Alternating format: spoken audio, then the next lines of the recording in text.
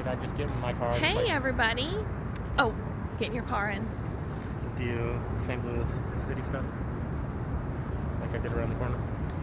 Oh, yeah. Oh, wait. There's John. Hi. Hey, everybody. Welcome to week 7. I am downtown in St. Louis. There's the arch that we took you to a couple weeks ago. And then over here is actually, behind me is the Busch Stadium. So over there by where we talked about the slave market in week 2. And so where we are this week is the old courthouse. So here is the old courthouse. And behind me, as you see, is the Dred and Harriet Scott statue. So there is Dred Scott and Harriet and the plaque that we see on the statue. And this was actually built and dedicated in 2012. So it's only about 8 years old. And they are standing outside the courthouse in which Dred Scott and Harriet Scott sued for their freedom. And then it would obviously go on to the Supreme Court.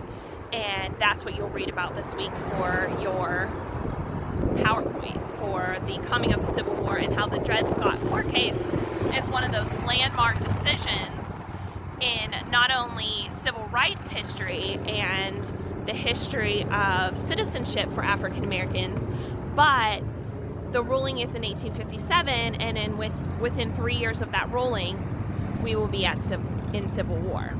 And so the statue is actually right across from the arch. And so if you ever come down to St. Louis for a baseball game or for a concert or anything, just come over to the old courthouse. It's closed right now because of COVID, but normally you can get in. They have a whole room dedicated to Dred and Harriet Scott and the case and the Missouri Compromise and all the history of the case. And then you can check out the statue, which is right here. And I like it so much because they are facing Illinois. They're facing McKendree. And so they're kind of facing the arch, but then they're facing Illinois because Illinois is a free state. And so they're facing freedom, which is really awesome. And so I brought you here because it's one of the kind of hallmark historical events of St. Louis.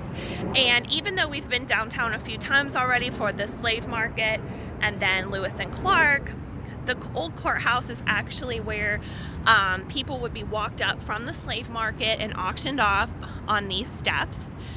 And, those steps. It's a little further down. And actually, in this spot kind of behind me, there was a hotel. And in that hotel, it was called the Planter's House Hotel. It was actually where Missourians came and signed. They voted on secession, like should we secede to go to the Confederacy or should we not? And they voted against it. They voted to stay in the United States. And even though they had slaves, they did not want to leave the Union. They were tied to the commercial interests of the Midwest and the North. Many people here were abolitionists, like the Germans, or were part of the Republican Party that began in 1854. And so when Missouri said, no, we're staying in the Union, we're not leaving to the Confederacy, that decision was made right there too. And so a lot of history here, and I hope you bring your families. One of the interesting things about Dred Scott is he actually was born in slavery and was purchased by Dr. Emerson. And Dr. Emerson was a Army physician. And so when Dr. Emerson was traveling with the Army, he traveled to Wisconsin and Minnesota and all these free territories. So when Dred Scott comes back with Dr. Emerson to St. Louis, Dr. Emerson is actually going to die. So when Dr. Emerson dies, women couldn't have property, as we know from last week's lecture. And so women their kind of estate would fall to their father. And so his wife's estate did not go to her. Dred Scott and Harriet Scott and their 2 little girls, Eliza and Elizabeth, actually fell to his wife's family, which was the Sanford family. And so what Dred Scott first tried to do is pay the Sanford family for their freedom. He had made money, some small wages, and said, here's what I have, this is all I have, could I pay you for the freedom for myself, my wife, and our 2 little girls? And the Sanford family said no. And so with the help of Henry T. Blow and some other people in St. Louis who were educated lawyers, abolitionists, they said, Dred Scott, we will take your family's case. and we will sue for your freedom because you were taken to free states, thus you were free. So the case is actually found in Dred Scott's favor, but the state of Missouri and the Sanford family, they have an appeal, and the appeal comes to this very court case right here. So in the halls of this court case, the Missouri Federal District Court said that Dred Scott did not have a right to be free because he now is in a slave state and African Americans do not have a right to sue.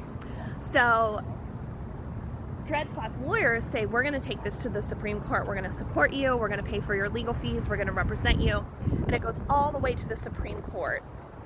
And in a 7-2 decision, Chief Justice Roger B. Taney said that not only is Dred and Harriet Scott not have a right to be here because no citizen, black, oh yeah, look at John, Dred Scott Way. Oh, that's cool. They named it for him. Wait, let me see if I can see it. I think it's up there. Dred Scott Way. Which is awesome. Good find, John. And so Taney said no black, slave or free, has a right to even be in court because they're not a citizen. But not only that, but the Missouri Compromise is unconstitutional, and slaveholders can take their property anywhere. So they can take people that they own anywhere, whether it's a free state or a slave state. And so obviously this is going to make Northerners so angry, because that means you could bring your slaves to Massachusetts or to New York or to Pennsylvania or to Illinois. And so it's definitely, when we hear about the South saying like we don't like big government, we like small government, this right here is big government, right? The Supreme Court is saying that the federal court, the highest court in the land, says not only are black people not citizens and not protected by the Constitution, but also that slaveholders have the right to take their property anywhere. And so slavery has the potential not just to grow into the West, but to the North. There's no stopping it. And so this is going to happen in 1875, and we're going to see obviously a lot of Northerners and a lot of Republican Party folk, especially Abraham Lincoln, say slavery needs to be stopped. And so when you read the events of the 1850s, notice that Southerners, they kind of claim after the war it's about states' rights, but it's not. It's about federal government power when it's in their favor. So when the federal government does Kansas, Nebraska, they do the Dred Scott decision, they're like, yes, federal government, it's helping slavery. But then when Lincoln's elected and says, I'm going to stop the spread of slavery into the West, they say, oh, we don't like federal government. And so it's kind of that notion where when government supports what we like, we're all for it. But when it doesn't, we cry kind of hands off, right?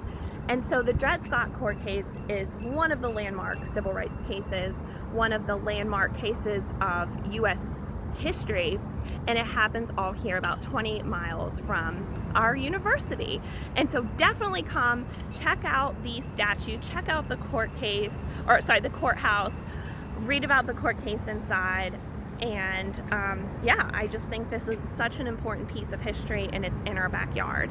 And so thinking about this as we move forward, and how Dred Scott's role and how slavery is the cause of the Civil War, and how we're going to see these events in the 1850s culminate in 11 southern states seceding from the Union and creating the ultimate rebellion, the ultimate protest against the country, and leaving the country, forming their own nation, and then waging war on the United States. And in that war, 620,000 Americans will die over this issue. And so I hope bringing you here kind of relates everything together and kind of see St. Louis history culminate by the arch, by the courthouse, and how we are always kind of walking and talking and breathing in the history in which happened in our own backyards. So have an awesome week, you all. I'll see you next week for week 8, the final local history. I'm excited for the last one, and I'm interested to hear about what you think about Dred Scott in the in the discussion boards. So have an awesome week, and we'll see you in then. Thanks, John, for always being here with us, and I'll talk to you soon. Thanks, y'all. Bye.